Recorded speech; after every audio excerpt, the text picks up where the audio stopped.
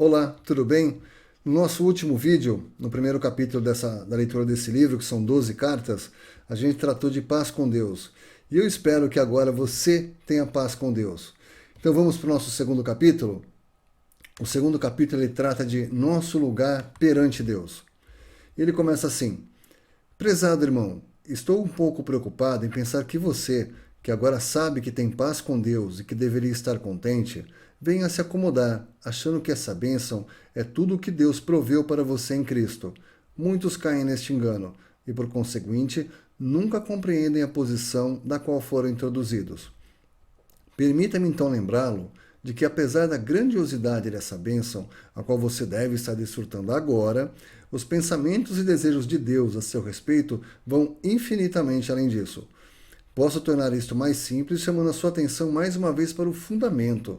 A base de tudo encontra-se na cruz de Cristo, pois foi ali que ele pôde satisfazer em nosso favor tanto os requisitos exigidos pela santidade de Deus, como também glorificá-lo em cada atributo do seu caráter.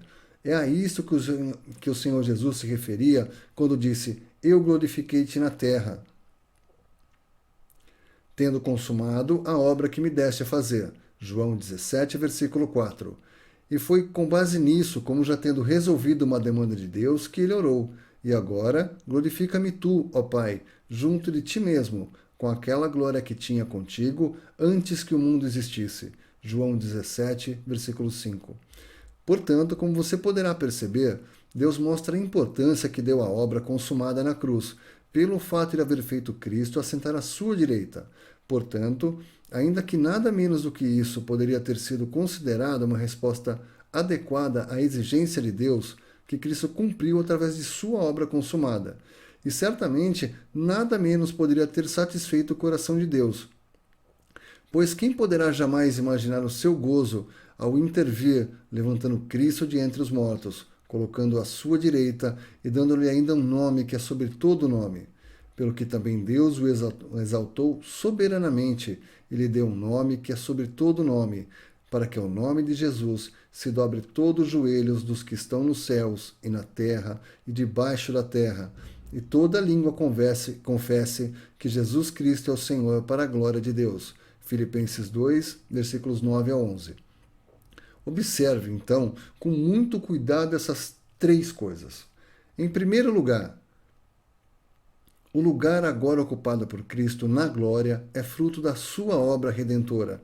Segundo, Cristo ocupa esse lugar como homem e, por conseguinte, terceiro, ele está ali em favor dos que são seus.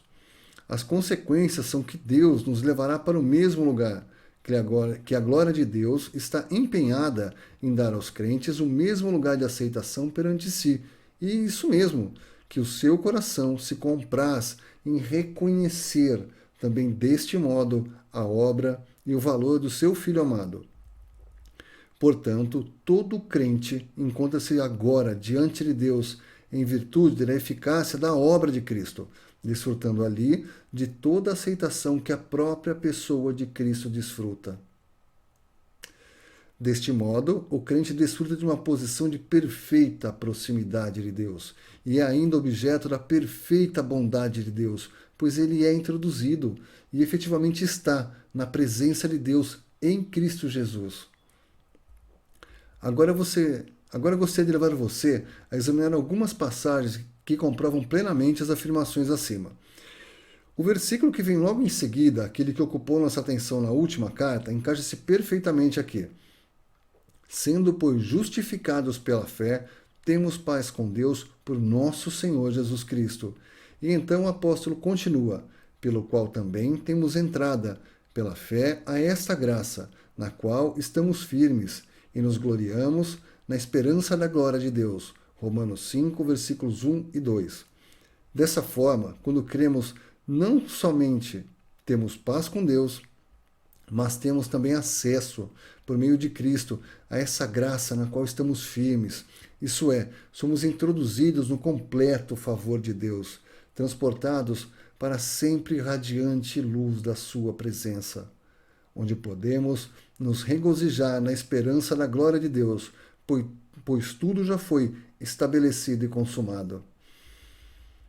Por meio da fé em Cristo e fé naquele que ressuscitou nosso Senhor Jesus Cristo de entre os mortos, somos levados a uma posição tão perfeita e tão segura que, apesar das tribulações, dificuldades e perigos de nosso caminho por esse deserto, podemos nos regozijar na esperança, na firme e inabalável perspectiva da glória de Deus.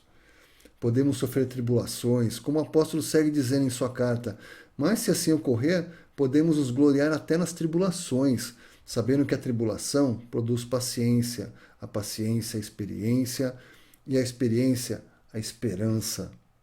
E a esperança não traz confusão, porquanto o amor de Deus está derramado em nossos corações pelo Espírito Santo que nos foi dado. Romanos 5, versículos 3 a 5. Foi esse o amor que Deus demonstrou ter e nos deu. Foi nesse amor que Cristo morreu por nós, sendo nós ainda pecadores.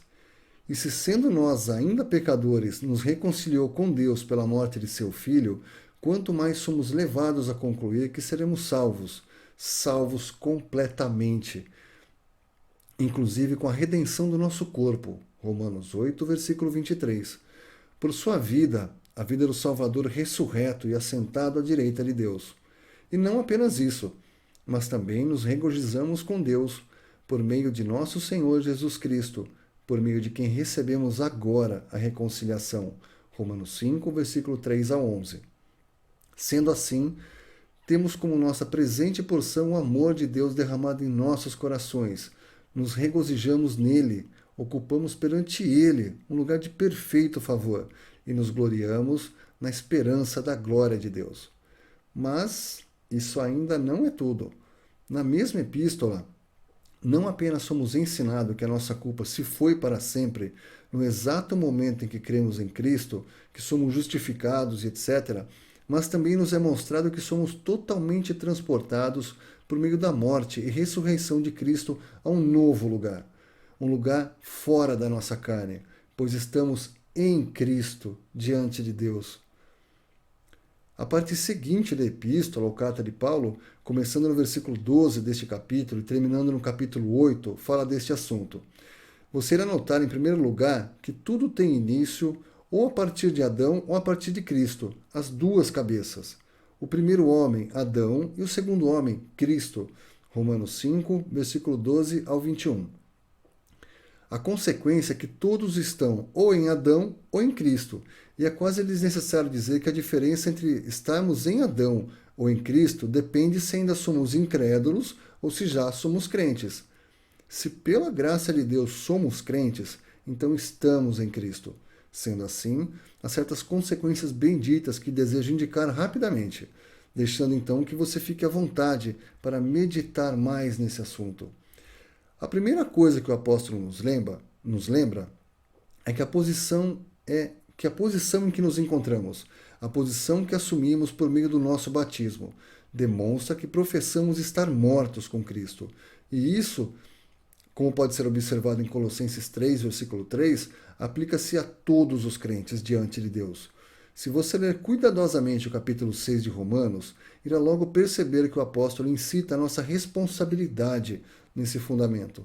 Portanto, o meu velho eu saiu da vista de Deus, assim como aconteceu com os meus pecados. Caso contrário, o apóstolo não poderia ter afirmado, como fez em Romanos 6, versículo 11. Assim também vós considerai-vos como mortos para o pecado, mas vivos para Deus em Cristo Jesus nosso Senhor. No capítulo seguinte, ele ensina que vós estáis mortos para a lei pelo corpo de Cristo. Romanos 7, versículo 4.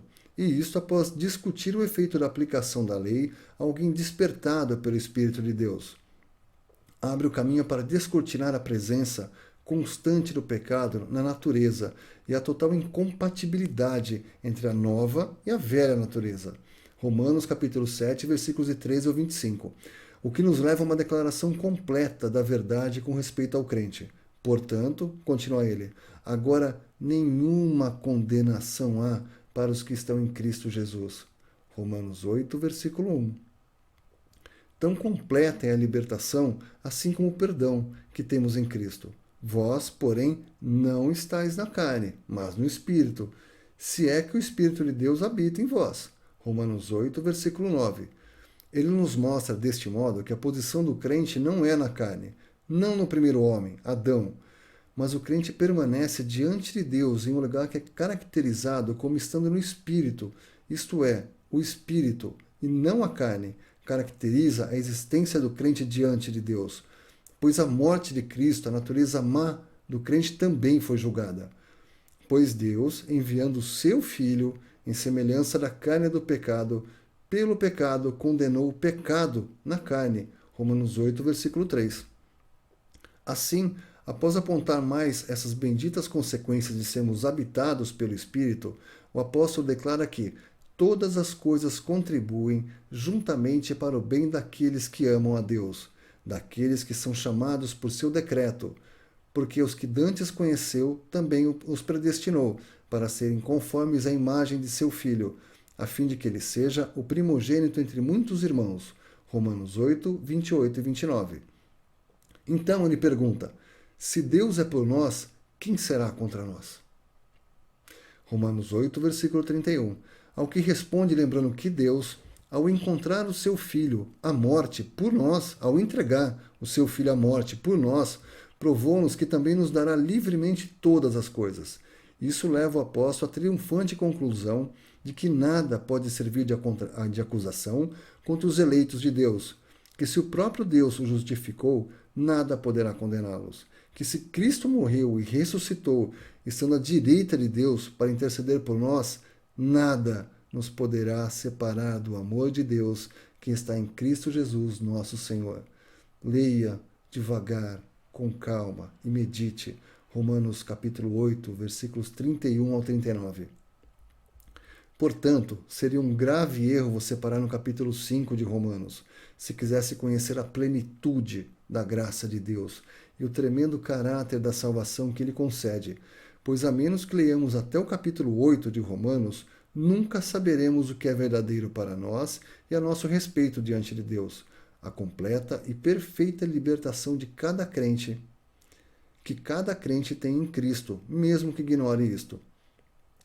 É também da maior importância que você possa notar que essas bênçãos que foram assinaladas não estão associadas aos nossos esforços para consegui-las. Tudo o que mostrei é a porção que possui todo aquele que clama, Abba, Pai, a porção que pertence a cada recém-nascido em Cristo, quer ele saiba ou não.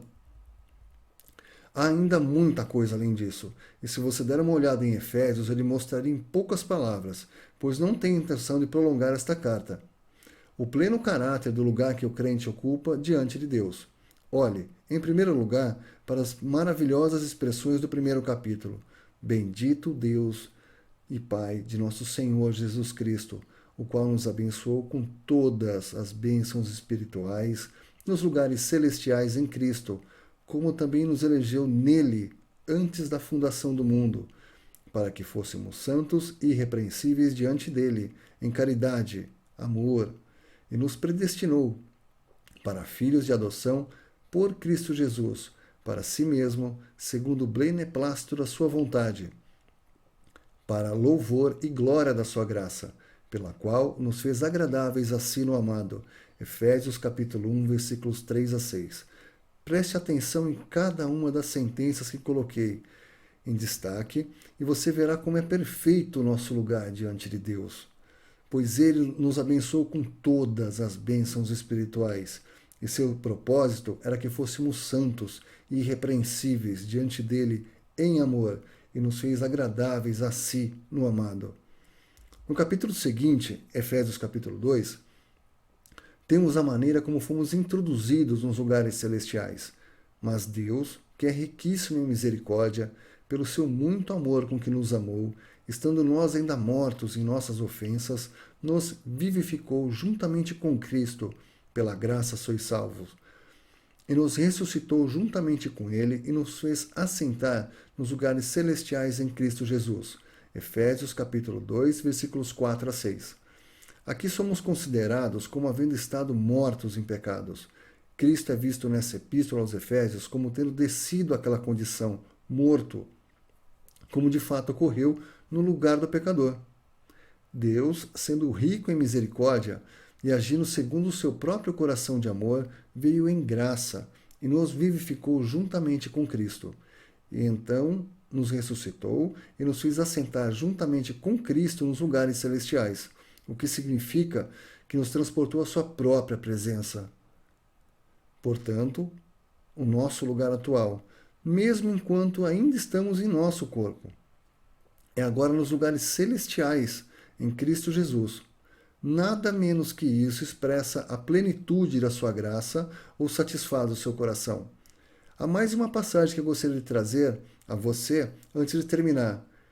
Qual ele é, somos nós também nesse mundo. 1 João, capítulo 4, versículo 17.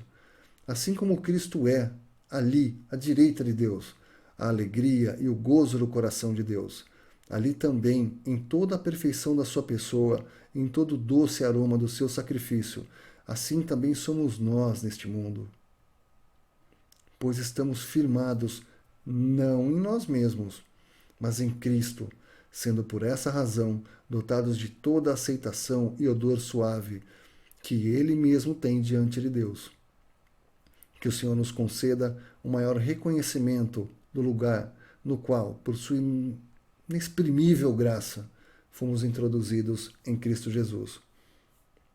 Medite nisso. Até o próximo.